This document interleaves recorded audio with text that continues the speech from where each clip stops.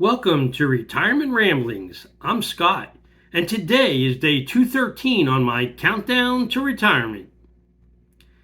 So today, I purchased a 26-week T-bill on today's 11 o'clock auction. It ended up going out with an investment rate of 4.298%, so that was slightly disappointing, as the 13-week T-bill auction went off with an investment rate of 4.356 today. By comparison, the last 26-week T-bill went off with an investment rate of 4.309, and the last 13-week went off with an investment rate of 4.361%. So both auctions had their yields come down or their price go up. So, and then since today was the first business day of the new month, for me, that means it's all about doing billing. So my morning and early afternoon was spent doing billing reconciliation for the last time. So I transitioned all those activities over to the Global Vice President of Cloud. I did all the numbers today. I sent them out. He's doing the same thing behind the scenes and comparing the numbers to make sure he has his processes down. I've already notified everybody from the CEO on down that this was the last one I was doing, and then this gentleman would be doing it going forward.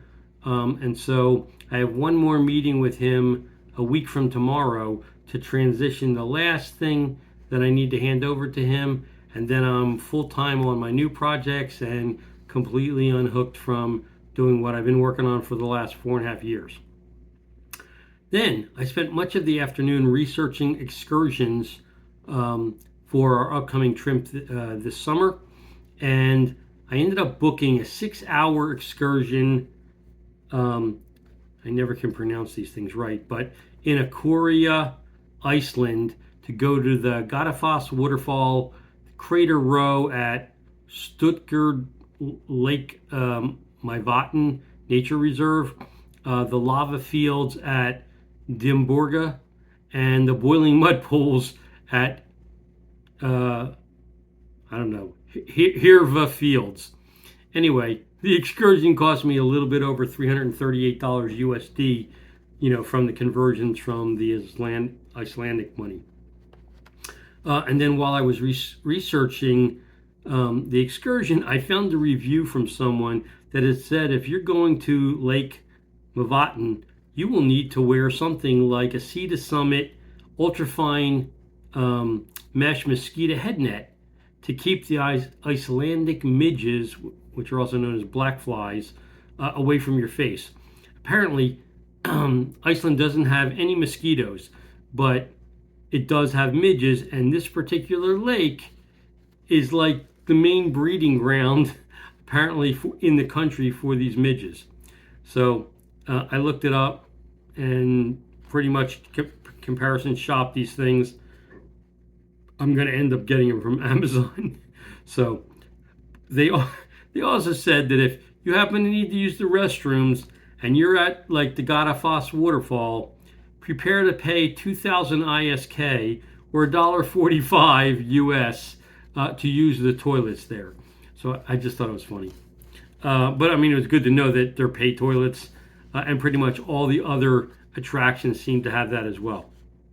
Then I booked a 3.5-hour sightseeing tour to the Djandi waterfall leaving from Isfjord, Iceland, and that ended up costing pretty much just over $162 US. And that's a pretty straightforward thing. It's like get on a bus, take you to the waterfall, spend 90 minutes at the waterfall, bring you back. And so you can do all of your photos and whatever while you're there. They do have like a gift shop and stuff apparently off to the side. But I really want to go to that particular waterfall. It's supposed to be like one of the nicest in the country. And then I really wanted to book an excursion along Iceland's southernmost coast. But the excursion doesn't have a pickup point near the cruise terminal. And it's like you have to get into the middle of Reykjavik to be able to get picked up. And the ship comes in and supposedly docks at 7 a.m., the excursion starts at 8, and if you're not there, they leave without you and you're out the money. I'm not sure it's going to be close. I think it'd be cutting it too close, but I am going to really try and figure out if I can make it work. I'm going to try and get a hold of the actual tour operator and see if there's any flexibility there, because this particular tour, and I can't pronounce all these different names, but it goes to 2 different waterfalls.